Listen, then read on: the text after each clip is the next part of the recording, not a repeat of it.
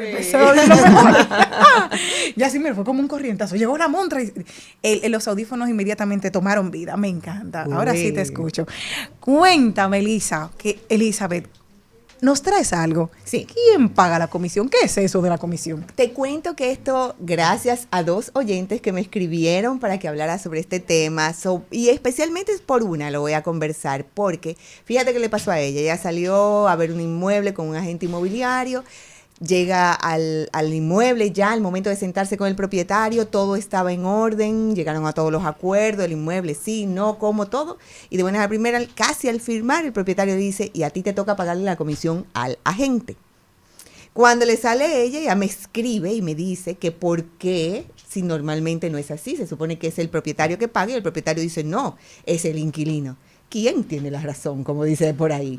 Fíjate que ambos tienen la razón y te voy a explicar por qué.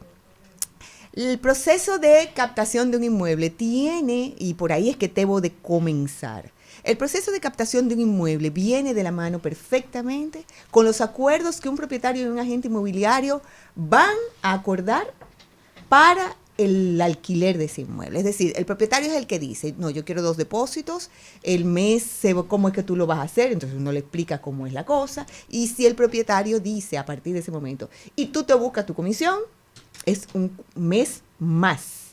Ese mes más, el famoso 2 más 1 más 1, ese más 1, el propietario es el que dice, yo no te pago comisión, tú te la buscas, y ahí yo como agente inmobiliario decido si trabajo en esas condiciones. Yo tengo 24 años en este medio y nunca lo he hecho, porque normalmente lo que se hace es el 2 depósitos el mes por adelantado más los gastos legales, que lo paga la persona que va a ser inquilina, y quien le paga al agente inmobiliario, porque es el que está haciendo el servicio de conseguir un buen cliente, es el propietario. Que yo tenga ese mes, y ese mes yo lo divido en 2 partes. Casi siempre los alquileres o las ventas se hacen compartidas, es decir, la mitad de esa comisión yo se la doy a quien me trae el cliente, y yo me preocupo por tener una buena captación con un buen inmueble, con buenas condiciones. Entonces, quien me paga por el servicio prestado de haberle conseguido un buen cliente es el propietario. ¿Qué pasa con esto? Hay mucha confusión porque en algunos sectores de nuestro país, sectores económicos medios bajos, sí cobran eso. Ese 2 depósitos, más el mes por adelantado, más un mes de comisión, y se atreven hasta a cobrarle por mostrar las propiedades. Les cobran su 500 y le muestran 2 o 3, es decir, hacen ruta y le dicen, yo te voy a mostrar 3 propiedades, pero me tienes que dar 500 pesos. Hay gente que vive de eso, ¿eh? Al día viven de eso. Son turistas, bueno, son como guías. Uber, uno. Entonces, ¿cuál es la conversación? ¿Quién es al que le corresponde? Bueno, el acuerdo inicial, lo que pasa es que no hay una ley. Al no existir una ley, el acuerdo inicial, quien lo paga es entonces como se acordó en la captación. ¿Y qué es lo que ha sucedido en estos últimos tiempos? Los agentes inmobiliarios informales entran a las páginas de todas las inmobiliarias que hay aquí en el país, ven una propiedad que les resulta atractiva, la ven bonita y dicen, ay, déjame tomarla, yo hablo con Elizabeth después, la llamo y le digo, Elizabeth, tengo un cliente, pero simplemente vieron el inmueble y se olvidaron de una cosa básica. ¿Qué acuerdo yo tuve con ese propietario? Como no lo saben, ellos publican, atraen clientes con esa publicación, los llevan al inmueble y al momento de la negociación es que ellos se están enterando de esa situación. Entonces, yo sí amarro, por son ejemplo, como usurpadores del mercado. Bueno, o son rémora. Rémora, porque no sabes que tan la rémora es la pequeña que Sí, se yo lo pone sé. debajo del coso para aprovecharse. Sabes que la informalidad del sector ha traído eso, y a veces les dicen los bisagras de que porque abren puertas, etcétera, pero realmente es la informalidad que existe al no tener una licencia. Estas personas llegan, aprovechan la oportunidad de que hay propiedades bonitas, pero se despreocupan de los acuerdos que tal vez los agentes inmobiliarios, que somos listadores, tenemos con los propietarios, y como no lo saben, simplemente llevan a un cliente, y ahí es que comienzan los conflictos, porque no saben cómo se va a pagar la comisión, el monto de la comisión, etcétera. Entonces, cuando ella decía, es que yo nunca he pagado ese más 1 que usted me está pidiendo, el propietario tal vez trabajando con corredores informales sí los ha pagado, y por eso fue que dije que sí tienen la razón. Entonces, otra joven que también me escribió, porque fueron 2, me pregunta, entonces ese más 1 que por lo menos me cubra a mí los gastos legales. Entonces yo quiero también aclarar, una comisión se divide en dos partes, en dos patas, como decimos. La pata de la captación, que es la mitad, y la otra pata del cliente. Es decir, como trabajamos con negocios compartidos con agentes inmobiliarios, el 87% de los negocios inmobiliarios es compartido, yo tengo que asegurarle al que me trae el cliente su mitad de comisión.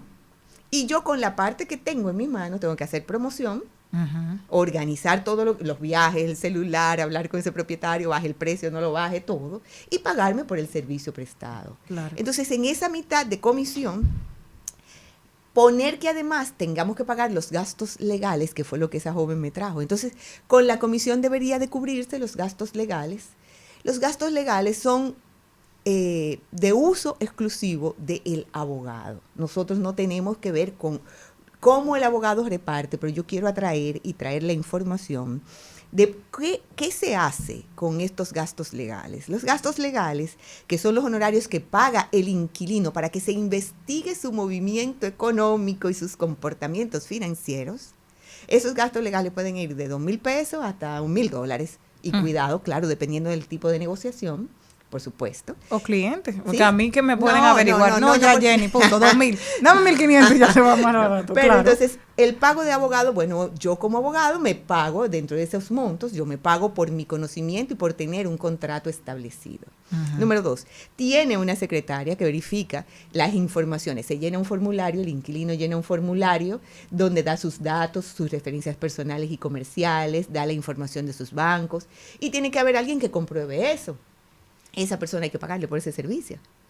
Se tira la verificación crediticia, y te voy a contar aquí, a veces, o data créditos, o cicla, como se quiera poner, a veces hay personas que no califican, y ellos lo saben, pero quieren ver y tiran a ver si tú les alquilas. Y hay que tirar 2, 3, 4 data créditos. Tanto de ellos como inquilinos dicen, ay, ¿verdad que yo tenía este problemita? Ponga a mi esposa ahora. Tú tienes que volver a tirar ese data crédito. Y después un garante que no, nos hemos encontrado garantes que ganan menos que el mismo alquiler a veces. Entonces, hemos perdido, y cada data crédito o cada documento de estos tiene un costo. Alguien lo tiene que pagar. Sí. Entonces, por eso esos gastos se solicitan como un compromiso de responsabilidad de que tú, que estás solicitando un alquiler, tienes que estar consciente de que tú estás entregándote financieramente y que estás bien. Porque si estás mal y le dejas esa cuenta a la gente o al propietario o a la persona que sea, yo no tengo por qué pagártelo si tú ya sabías que estabas en esa condición. ¿Me doy a entender? Entonces, el costo de los gastos legales es por la transcripción del contrato también. O sea, se tiene que hacer un contrato, se le paga una secretaria, se paga un notario también, los datacréditos. Se paga, entonces ese abogado dice, bueno, pues estos son los valores míos, mi precio. Hay algunos que lo tienen más económicos y otros lo tienen más grandes. Entonces, esta información, por eso es importante que si tú tienes un problemita, tuviste un problemita financiero, porque casi todos hemos tenido situaciones, por ejemplo, a nivel de telefonía. Eso no se toma en cuenta, a menos que sea ya algo muy grave. Pero una situación de telefonía, de tarjetas de crédito que no has pagado, préstamos que no has pagado, por supuesto que van a salir. Y esa información que va a salir y que se va a ver dentro de esa información crediticia, adivina qué va a pasar. Te vamos a negar el alquiler. Asimismo, los garantes. Tus garantes se van a investigar y se tiene que verificar que un garante es una persona que da la garantía de que puede cubrir tus necesidades financieras en caso de que tú falles.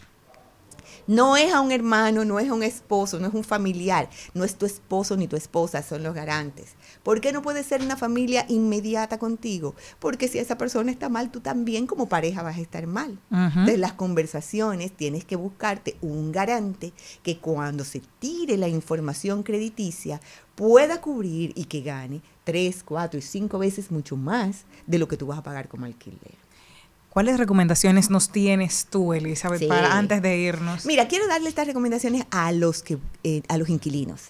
La primera recomendación, verifica con quién tú estás saliendo para que no te pase esto. Verifica si ese agente es una persona que sabe y está dentro del mercado inmobiliario de manera constante para alquilar, porque muchas veces son cosas cortas. Segundo, ¿conoce usted al propietario? Pregúntale. ¿Tú conoces a ese propietario? Para que tú vayas calmando emociones. Tercero, antes de salir, identifica si ese inmueble cumple con tus requisitos. Pregunta antes de ir firmemente qué tiene, qué no tiene, de acuerdo a tus necesidades. Y pregunta antes de salir cuáles son los requisitos financieros que ese propietario está solicitando. Si pide el uno más, ahí tú tomas la decisión, el cuarto pago. Ahí tú decides y dices, no, yo no puedo pagar uno más, porque ponte el ejemplo de esta que me llamó, 55,000 pesos era su alquiler. Wow. Que tuviera que dar 55, los 2 depósitos, Son más un 100. mes por adelantado. Ya van 150. Más una comisión de 55. Bueno. Más los gastos legales. Ya van 250. Que saquen mejor el inicial de un apartamento de aquel Bueno. lado. Me quedo donde estaba. Y ya. Pero es importante que veamos si te conviene por tu necesidad de urgencia, de mudarte, y tú dices, no me importa, yo pago esa comisión, págala. Pero si no puedes, entonces pregunta antes de salir. Muchísimas gracias, Elizabeth Martínez. ¿Dónde podemos conseguirte? Porque así, para que le sigan escribiendo por temas súper interesantes. De esto, en el caso de quién paga la comisión, el tema del día de hoy. ¿Dónde te pueden encontrar? En Instagram, Elizabeth _Martínez, _Rimas RD. Ustedes saben, es largo, pero Elizabeth Martínez Rimas, busquen lo que estoy para servirles. Nosotros continuamos. Gracias, Elizabeth, por esas recomendaciones. Y ya saben quién paga la comisión. Si no, lo pueden ver luego, lo pueden escuchar en Spotify o también lo pueden buscar en YouTube. También les pueden escribir a Elizabeth a su Instagram, y también está en Al Mediodía con Mariotti y compañeros.